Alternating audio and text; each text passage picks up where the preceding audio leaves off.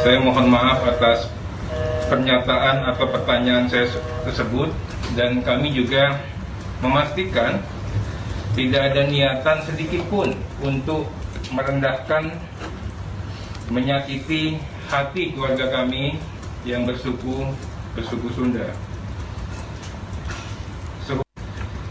Saya mohon maaf atas pernyataan atau pertanyaan saya. Nah, itu tadi permintaan maaf dari Ateliah Dahlan ya. Tapi kalau kita berikan kesempatan lebih dulu lah ke Mas Pipin yang partainya keseret-seret juga di PKS, Mas Pipin. Ya, terima kasih Mbak Maria dan Mas Andromeda ya. Saya kira ini pelajaran penting buat kita bahwa kita adalah bangsa yang besar dengan bineka ragam ya, dan ya memang perlu kehati-hatian. Kalau saya orang Sunda itu ada namanya harus cager, bager, bener, singer. Artinya? Singer. Jadi harus benar, kemudian harus pintar, dan juga harus singernya bukan penyanyi, tetapi memang harus hati-hati. Memang kalau orang Sunda memang kadang bicaranya tidak cepat-cepat. Jadi memang harus betul-betul diperhatikan. Makanya kami di PKS mengeluarkan Tazkiroh nomor 3 tahun 2020 dari Dewan Syariah Pusat PKS untuk memberikan rambu-rambu norma etika bagi kader struktur PKS di ruang publik seperti ini. Sehingga dampaknya bisa terukur. Jadi kalau tadi saya terima kasih ya Bang Edi sudah mengklarifikasi, beliau meminta maaf gitu ya, dan menyampaikan bahwa beliau yang pernah jadi caleg. Betul, 2019 Bang Edi beliau melalui sebagai PKS. caleg melalui PKS. Tetapi memang setelah itu memang tidak ada aktivitas. Beliau juga tidak aktif di partai. Jadi saya sebagai juru bicara PKS harus menegaskan bahwa beliau tidak mewakili PKS. Ini penting saya kira karena itu betul-betul pernyataan pribadi ya, tidak ada hubungannya dengan PKS. Meskipun ada petinggi yang sempat membela Edi Mulyadi? Ya saya kira tidak. Jadi kalau tadi saya dengarkan Pak Tif ya, saya telepon beliau tidak melakukan pembelaan secara khusus. Beliau mengklarifikasi bahwa Pak Edi memang bukan pejabat publik PKS, itu pernyataan pribadi begitu, dan kemudian beliau juga menyampaikan tentang definisi kata yang menjadi kontroversi sekarang.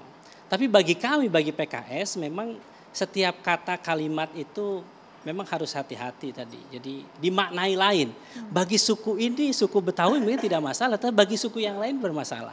Maka carilah pilihan kata yang lebih aman, bisa menyatukan semuanya. Makanya saya bawa buku Merawat Indonesia, Pak Ahmad Syaihu, Presiden PKS, menulis buku ini.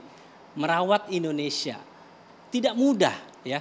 Jadi kita butuh jiwa besar ya, saling memaafkan ya. Tadi saya lihat Pak Ateliah Dahlan ya, saya juga ingin komentar. Ada muatan politik secara politisi mau begitu untuk mengomentari itu. Tetapi rasa-rasanya saya ingat ya, Bung Karno itu pernah mengatakan bahwa kepada semua rakyat Indonesia hati-hati bahwa kalian akan diadu domba. Orang Jawa akan berhadapan dengan orang Sumatera akan berhadapan dengan orang Makassar akan berhadapan dengan orang Papua dan selanjutnya. Saya merasakan kok sepertinya sekarang seperti terjadi, dan di momen yang sama ketika Pak Ateliah Dahlan kemudian ada kasus dengan Sunda, memang saya sebagai orang Sunda tentu merasa kok kenapa sangat diskriminatif, hanya Sunda yang dipersoalkan. Kenapa kalau kita berbahasa Inggris tidak dipersoalkan dalam berbagai forum? Teman-teman yang lain juga pakai bahasa Jawa biasa saja begitu. Sebagai keanekaragaman, kalau belajar di Uni Eropa di sidang-sidang internasional mereka menggunakan bahasa masing-masing kemudian diterjemahkan. Jadi mereka saling menghargai bahasa masing-masing. Nah, poinnya adalah saya ingin menyampaikan bahwa pada titik ini kita harus pahami bahwa ada mungkin muatan politis, tentu ada ya. Saya kira ini ada momentumnya. PKS saya ingin menegaskan RUU IKN kami sampai saat ini menolak jelas itu, tetapi cara pandang kami memang berbeda dengan Pak Edi Mulyadi. Sebentar Mas Pipin, maksudnya muatan politis tadi yang bagian mananya Mas ya? Ya saya kira ini ada momentumnya ya, jadi ada momentumnya, misalnya ini memang konteksnya adalah terkait dengan pembahasan RUU IKN. PKS secara jelas menolak RUU IKN dengan dua hal. Satu, bermasalah secara material, dan bermasalah secara formil. Kami mengatakan bahwa ini bisa jadi konsekuensi dari pembahasan RUU IKN yang kami sebut sebagai ugal-ugalan. Dibahas secara singkat, hanya 42 hari, Timus Timsin hanya membahas 16 jam. Saya 10 tahun di DPR RI hanya bisa dihitung jari. Rancangan undang-undang yang dibahas dengan sangat kilat. Ya, dan salah satunya undang-undang KPK. Dan termasuk yang kilat dan kemudian banyak adalah undang-undang cipta Mas Pipin, kerja. tapi sepertinya poin yang disinggung oleh Edi Mulyadi ini menyentuh kesukuan sehingga emosional warga itu bergerak. Betul. Bukan masalah IKN-nya malah, tapi Betul. masalah ujaran kebenciannya itu yang dipersoalkan. Betul, dan itu kami tidak setuju dengan cara beliau ya menyampaikan itu. Kami fokus kepada substansi. Kami tidak setuju bahwa pembahasan di ruang publik seharusnya adalah kompetisi gagasan. Kami PKS menolak karena apa RUU IKN? Jadi tanpa harus menegasikan atau membuat ketersinggungan warga masyarakat yang lain. Diksinya, kalimat yang betul. digunakan. Jadi kami sangat menghormati masyarakat Kalimantan ya. Jadi kami sangat menghargai, makanya kalau misalnya itu ada kesalahan kami mohon maaf ya. Jadi ayo kita bareng-bareng. Kalau memang ini tadi saya dengar juga siap diproses hukum, kalau itu yang terbaik saya kira tidak masalah. Supaya didudukan bahwa apa kalimat itu melanggar atau tidak begitu. Bang, PKS kok kenceng sekali, memang ada dampak apa yang kemudian dirasakan oleh PKS usai ujaran dari Edi Mulyadi? Betul, karena sebetulnya kita melihat di media sosial, para buzzer ini kan memainkan sangat luar biasa. Awalnya saya nonton ya video ini tanpa ada embel-embelnya PKS. Yang kita alami lebih parah daripada cuma buzzer loh. Iya. Kantor kita diserang, bendera kita dicabuti. Jadi Betul. saya kira ya Kita ini dengarkan kita dulu nggak PKS, nggak Bang bisa Deddy. elakin yang Kita begitu. dengarkan dulu, Bang Bang. Deddy, jadi saya kira kita memang ya proses bagaimana memberikan kecerdasan kepada masyarakat Buzzer kita yang ya. macam apa sih memang di Ya, media sosial? saya kira selalu mengatakan bahwa itu caleg PKS ya, terus kemudian kami juga disambangi kantor kami ya. Kemudian dihubung-hubungkan begitu ya. Padahal kami sudah lama tidak berinteraksi dengan Bang Edi, dan Bang Edi tidak selama ini tidak aktif di PKS pasca pencalegan kemarin begitu. Jadi kami perlu luruskan itu. Saya sebagai juri bicara PKS harus meluruskan bahwa beliau tidak menyampaikan. Kami juga tidak sesuai atau yang disampaikan oleh beliau tidak mewakili PKS. Baik, coba kita dengarkan dari Babe Ridwan Saidi. Ini kalau di Jakarta kan konteksnya tadi Bang Egy mengatakan hal yang biasa, Bang Ridwan Saidi. Kalau menganggap ada lokasi atau tempat yang disebut sebagai jin buan anak. Kalau Tolong cerahkan kami, Babe. Babe seperti apa ini, budayawan? Iya kan di dalam bahasa Jawa kan ada peringkat ya. Bahasa Betawi juga ada peringkat. Misalnya kita yang lebih muda tidak akan mengucapkan kata-kata itu kepada yang lebih tua.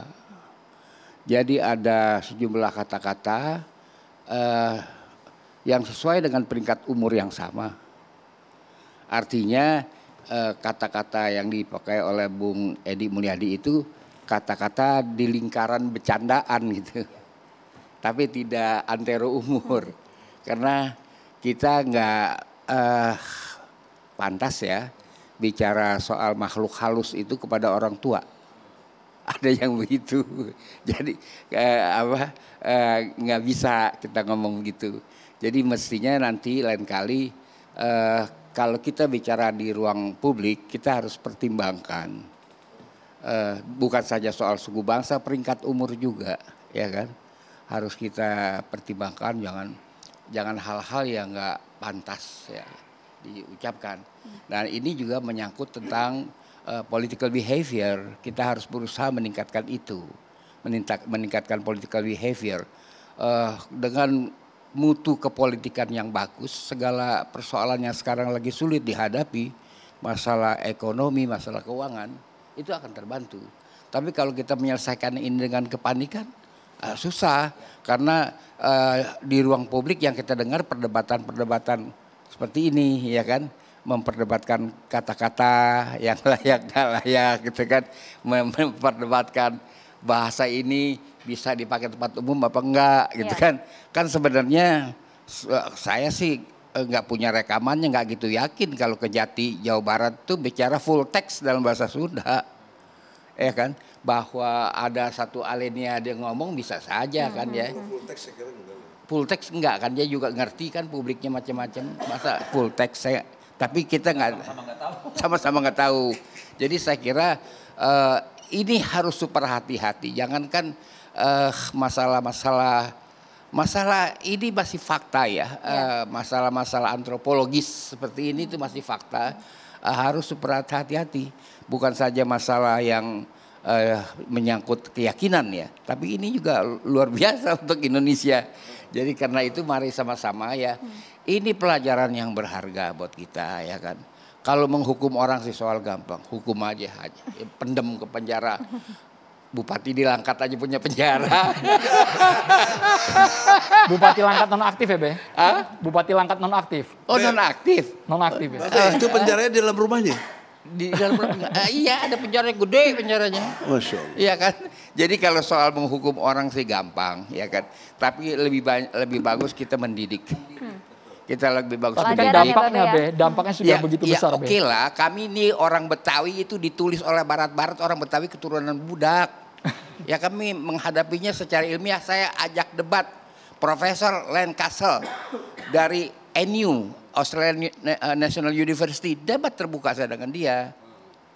Itu. Yang di debat Jadi, yang di debat. apakah benar yang dikatakan oleh Len Castle Betawi itu turunan budak? Masya Allah. Saya lawan berdebat. Ya kan? Nggak ada yang lapor polisi ya? Jadi Kagak budaya ini sebenarnya sensitif ada. ya Bapak ya. Kagak lapor polisi juga kagak saya dukunin dia.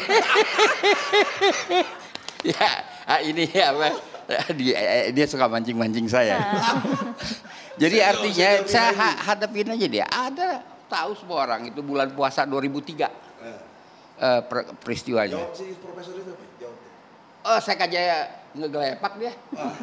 Ngegelepak dia. Kenapa pentil berarti itu? Saya bikin dia ngegelepak, jangan salah itu. Apa yang membuat dia gelepak? Yang buat dia gelepak apa? Kita kembali. Argumentasinya lemah, habis rontokin semua. Itulah intinya. Jadi kita balik lagi ke Kita pangkalan. kembali fokuskan lagi, Bapak. Iya, sabar.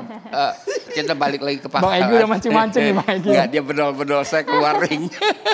Pangkalan. biar jelas. Mari kita menjadikan masyarakat Indonesia ini masyarakat yang bermartabat dengan intelektualitas yang makin tinggi, akhlak juga mulia kan begitu. Jadi kita enak sono kemari ya.